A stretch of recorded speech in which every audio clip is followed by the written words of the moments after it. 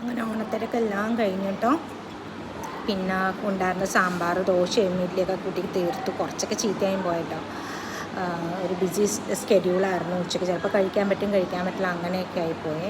അപ്പോൾ വീണ്ടും പുട്ടിലേക്ക് പുട്ടും കടലക്കറി എന്ന് വെച്ചാൽ ഭയങ്കര ഒരു നൊസ്റ്റാൾജിക് ഫീലിംഗാണ്. എനിക്ക് ഏറ്റവും ഇഷ്ടം എന്താണെന്ന് വെച്ചാൽ പുട്ടും കടലക്കറി. പക്ഷേ ഇത് ചെമ്പാവരി പുട്ടാണ്, കൊള്ളാട്ടോ. ഫസ്റ്റൊക്കെ ഞാൻ വെച്ച് കഴിക്കില്ലായിരുന്നു. പിന്നെ മുട്ട ആസ് യൂഷ്വൽ. ദ പ്രോബ്ലം അതിൻ്റെ ഉണ്ണി അത് കഴിക്കാൻ പറ്റുകയല്ല. കടിച്ചു നോക്കി, വെള്ളം കുഴപ്പമില്ല, പക്ഷെ എന്ത് വന്നാലും അതിൻ്റെ യോക്ക് പ്രത്യേക ഒരു ജാതി മണമാണ്, അതാണ് പറ്റാത്തത്. അപ്പോൾ ഉണ്ണി കഴിച്ചിട്ട് കളഞ്ഞിട്ട് നമ്മൾ മുട്ട കഴിക്കുക, അത്രേ ചെയ്യാനുള്ളൂ. അപ്പോൾ എൻ്റെ ഐഡിയ ഇതിനകത്ത് കറിക്കകത്ത് മുക്കി കഴിക്കും, ചിക്കൻ കറി അങ്ങനെ എന്തെങ്കിലും.